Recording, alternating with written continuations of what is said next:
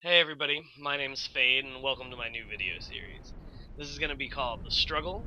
It's going to mainly focus on Dark Souls 2 PvP. There might be a couple other things in here, but it's mostly going to be some fights, some invasions, and some duels, with me doing post-commentary. So that's pretty much the deal, and let's get started. This build is a little higher than 150. I believe it's 168. This is my Pyromancer build, if you couldn't tell from the title of the video. He's a Pyromancer. He's Dex mostly. He runs a lot of katanas. That's pretty much the only thing I use on this character. I played through the game about 3 times, and I got really comfortable using katanas. This guy, I'm not sure what he was doing. I think he was trying to clear it out, but I invaded him. I go for a shield bash and miss. You're gonna see me use Dance of Fire a lot. I actually think that move is really strong, and has a lot of application in PvP. I miss an Outcry, unfortunately, and he gets to heal, but I punish him with a backstab after he swings and misses. And then I go for Outcry on his Wake Up. It doesn't catch him, which is pretty weird because the Outcry hitbox is really good. But I get a little punish, but unfortunately he doesn't take any damage, and I punish his swing with Forbidden Sun. I find Forbidden Sun is a really good tool against heavier weapons, because you can punish swings, and if you backstep Forbidden Sun, you're able to punish a lot of things. But yeah, we get into a little corner after another Forbidden Sun, and I take him out. So this is going to be a lot of me sort of going through my thoughts about what I think is good about my build. I'm by no means a pro or anything like that, but I have some experience in different competitive games, and I try to give some insight into what I'm doing, at least. So this is a duel at the Iron Keep.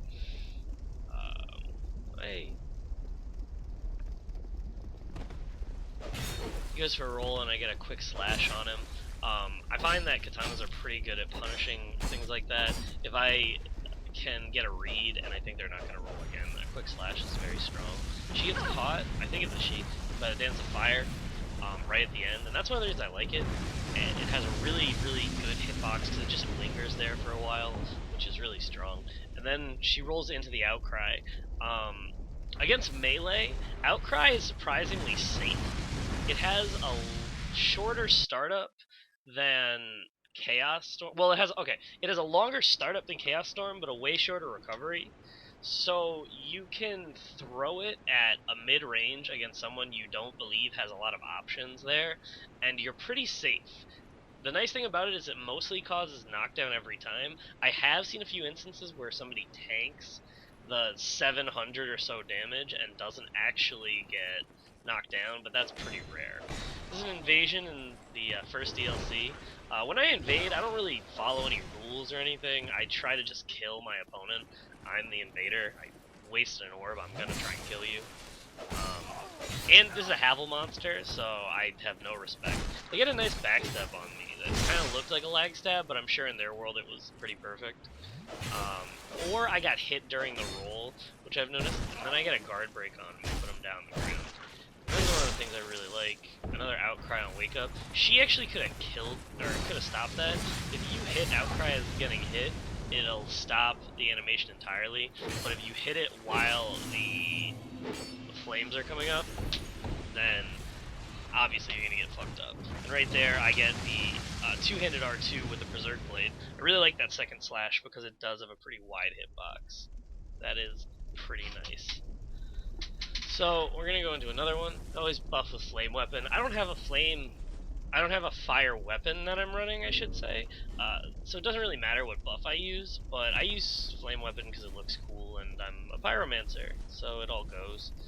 This is a little bit of a Fashion Souls build. It could be more Fashion Souls. I should be running the Dark Mask and the Rame Gauntlets, but this is an optimized version, so I'm running Hexer's Hood and the Pyromancy gloves.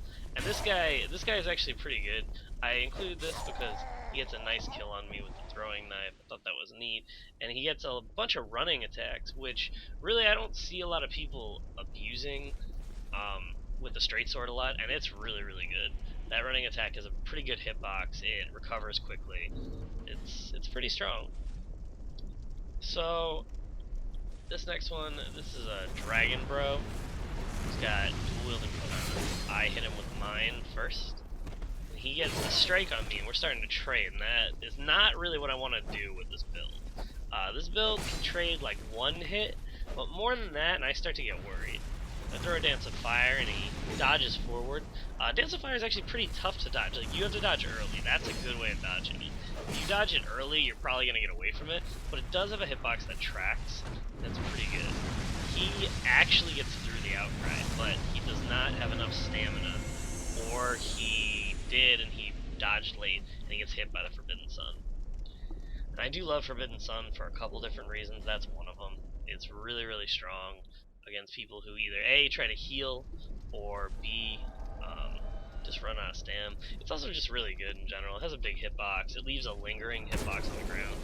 So I included this fight because I don't like the Bewitched Alone Sword as an invader. I don't like the fact that I can't really heal, because I don't have a lot of healing items, but it has a lot of nice things about it. It has that greatsword quality where you can kind of swing.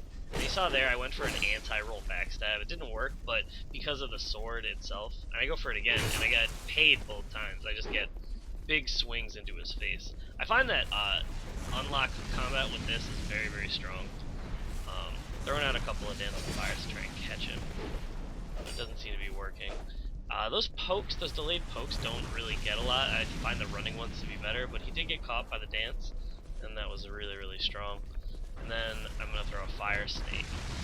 Fire Snake's funny, because I found that Fire Snake, the best way to avoid it is if you roll into it, the hitbox will miss you, but if you roll to the left or right, you're going to get hit because the hitbox will track you. But if you roll forward, it can't come back around on itself. So if you like roll forward to the left, right as it's hitting you in the face, you should be fine. So this one is another good example of Dance of Fire. This guy gets tagged. He doesn't stagger though, but Dance of Fire is very strong against something like Great Clubs where you're stuck for a little while.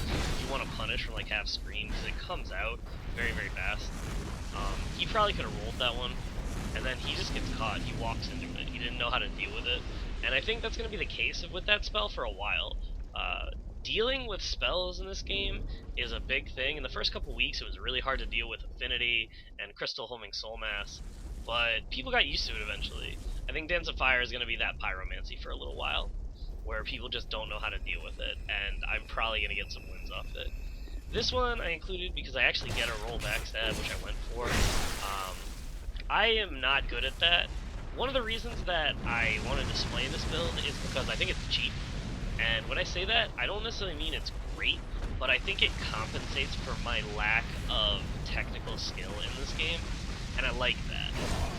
I know that's a little scrubby, but generally speaking, I think that the fact that I have different options, and the fact that I can play this build with a katana, which is a weapon that is both good on the fundamental side. See, I go for another rollback stab, and he counters me, and that was really, really good on his part.